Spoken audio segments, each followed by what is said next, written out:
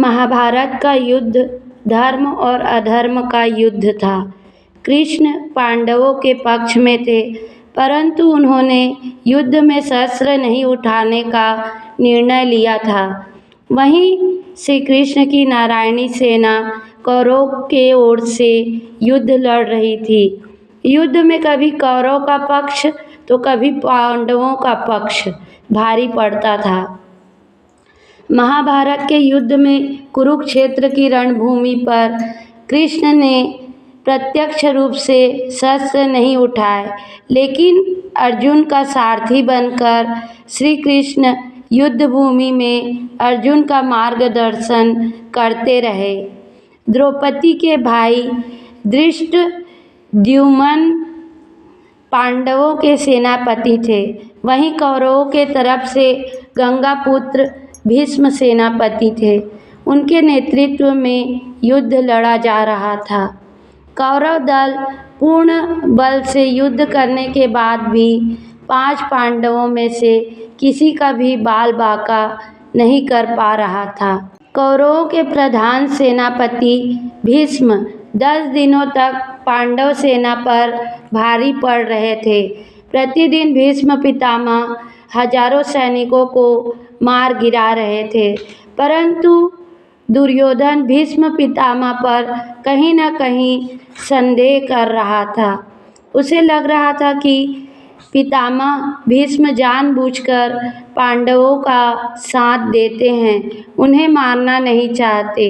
यही सोचकर एक रात दुर्योधन भीष्म से सीधे बात करने के लिए उनके पास उनके शिविर में पहुंचा। जब दुर्योधन भीष्म के शिविर में पहुंचा तो देखा भीष्म चिंतनशील होकर शिविर में बैठे थे। यूं आधी रात को दुर्योधन को अपने शिविर में प्रवेश करते देखकर भीष्म पितामह को आश्चर्य हुआ। उन्होंने दुर्योधन से शिविर में आने का कारण पूछा। दुर्योधन ने गुस्से से कहा, पितामह, आपके मोहपूर्ण अन्याय के कारण मैं आधी रात को आपके शिविर में आने के लिए विवश हुआ हूँ। आप अगर पूरी कर्तव्य निष्ठा और मोह रहित होकर पांडवों के साथ युद्ध करते तो शायद मुझे यहाँ आने की आवश्यकता नहीं पड़ती। युद्ध शुरू हुए 10 दिन बीत चुके हैं, लेकिन आप अभी तक पांडवों को पराजित नहीं कर पाए हैं। आप संसार को दिखाने के लिए युद्ध का अभिनय कर रहे हैं।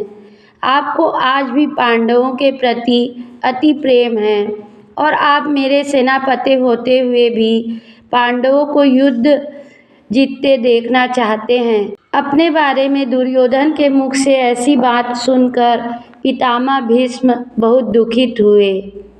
दुर्योधन के मुख से कटु वचन सुनकर भीष्म ने दुर्योधन से पूछा, तुम क्या चाहते हो पुत्र दुर्योधन? दुर्योधन ने कहा, पांडवों की मृत्यु, और इसके लिए आपको अपनी दिव्य शक्तियों का प्रयोग करना होगा। पितामह भीष्म ने अपनी शस्त्र विद्या का प्रयोग करते हुए सोने के 5 अचूक तीर निकाले और इसे अभिमंत्रित करते हुए बोले, दुर्योधन, तुम व्यर्थ में संदेह करते हो। इन बाणों से कोई नहीं बच सकता। कल का दिन युद्ध का अंतिम दिन होगा। एक ही दिन में 5 पांडवों को इन बाणों से समाप्त कर दूंगा। फिर पांडवों के मरते ही युद्ध का परिणाम तुम्हारे पक्ष में होगा। पितामह भीष्म की बात सुनकर दुर्योधन प्रसन्न हुआ, लेकिन अगले ही क्षण उसके मन में पितामह भीष्म के प्रति संदेह उत्पन्न हो गया। कपटी दुर्योधन भीष्म की बातों को सुनकर प्रसन्न तो हुआ, परंतु अब दुर्योधन को भीष्म की बातों में छल कपट दिखने लगा। दुर्योधन ने भीष्म से कहा, पितामह, आपकी योजना बहुत अच्छी है, किंतु फिर भी मुझे संदेह हो रहा कि आप इतनी जल्दी और इतनी आसानी से पांडवों को मारने के लिए तैयार हो सकते हैं। आप मोहवश या प्रेमवश उन्हें ना मार पाएं। अतः आप इन बाणों को मुझे दे दीजिए। मैं युद्ध भूमि में आपको ये 5 बाण दूंगा और आपको आपके कर्तव्य की याद दिलाऊंगा। तब आप पांडवों का वध मेरे सामने कीजिएगा। दुर्योधन की बात सुनकर पितामह भीष्म ने 5 अभिमंत्रित बाण दुर्योधन को दे दिए। दुर्योधन अपनी संभावित जीत पर खुश हुआ। वह बाण लेकर अपने शिविर में चला गया।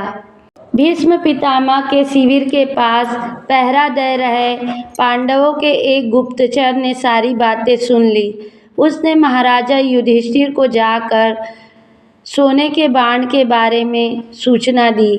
तब भगवान श्री कृष्ण वहीं थे। युधिष्ठिर ने भगवान श्री कृष्ण से कहा, हे गोविंद, पितामह के इन तीरों के प्रतिकार हम कैसे करेंगे? इस बात को सुनकर श्री कृष्ण युधिष्ठिर संग तुरंत ही अर्जुन के शिविर में पहुँचे। अर्जुन को पूरी बात बताई। श्री कृष्ण ने अर्जुन से कहा, पार्थ, तुम्हें दुर्योधन से उन 5 बाणों को मांगना होगा। श्री कृष्ण की बात सुनकर अर्जुन ने अचंभित होते हुए कहा, दुर्योधन भला वो तीर मुझे क्यों देगा? तब श्री कृष्ण ने अर्जुन को स्मरण दिलाया कि एक बार अर्जुन ने दुर्योधन को यक्ष और गंधर्वों के हमले से बचाया था। तब दुर्योधन ने प्रसन्न होकर अर्जुन से कहा था कि वो कोई भी कीमती चीज़ दुर्योधन से मांग सकता है। उस दिन अर्जुन ने बात को टालते हुए दुर्योधन से कुछ नहीं मांगा था। अब वो समय आ गया है। अर्जुन को कृष्ण की बात सुनकर अब स्मरण आ गया। युधिष्ठिर की आज्ञा से अर्जुन दुर्योधन के शिविर में पहुँचे। दुर्योधन को आश्चर्य हुआ अर्जुन को अपने शिविर में देखकर, और उसने अपनी शंका छिपाते हुए जोर से हंसते हुए कहा, आओ अर्जुन आओ, क्षमा मांगने आए हो क्या? तुम्हारे प्रिय पितामह ने जो तुम्हारी सेना के साथ किया उससे भयभीत हो गए हो क्या? इस रात्रि में आने का क्या कारण है? बताओ, क्या सहायता मांगने आए हो? अर्जुन ने कहा, भ्राता दुर्योधन, प्रणिपात, सही समझा आपने। मैं आपसे याचना करने ही आया हूँ, परंतु मेरे मांगने से पहले ही आप उसे देने के लिए विवश हैं। दुर्योधन हंसता हुआ बोला, मैं विवश हूँ अर्जुन? याचक विवश होता है, दाता नहीं। परंतु कोई बात नहीं, अबोध अर्जुन, तुम मांगो। अर्जुन ने दुर्योधन से कहा। वह 5 बाण मांगे, लेकिन दुर्योधन ने अर्जुन को देने से मना कर दिया। तब अर्जुन ने दुर्योधन को क्षत्रिय धर्म का स्मरण कराते हुए उस घटना को बताया, कैसे आपकी प्राणों की मैंने रक्षा की थी और आपने मुझे वचन दिया था। अर्जुन ने यह सब कुछ दुर्योधन को याद दिलाया, पर दुर्योधन तब भी उन बाणों को देने के लिए तैयार नहीं हो रहा था अर्जुन को। तब अर्जुन ने कहा, यदि आप अपने वचन पूरे नहीं कर सकते तो कोई बात नहीं भ्राता। अब आपके पास कुछ बहुमूल्य है भी तो नहीं जो मांगा जाए।